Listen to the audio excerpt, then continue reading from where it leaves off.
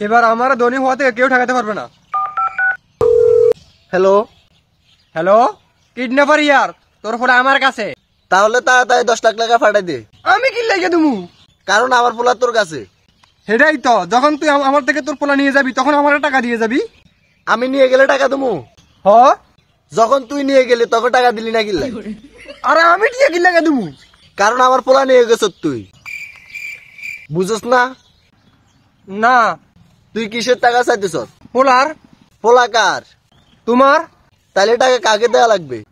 তোমারে। এখন বুঝছ? হ, কিন্তু এরকম হওয়ার কথা ছিল না। তুমি পোলা নিবে, আমারে টাকা দিবে। যার কাছে পোলা থাকবে হে তো টিয়া দিব। হ। পোলা কাটতেন আমার থেকে? তাহলে দে টাকা। ভাই আমি কিডন্যাপার, টাকা আমি পামু। হ, কোন সময়? যখন তোর পোলা কিডন্যাপ হইব তখন পাবি। ও ঠিক আছে তাহলে।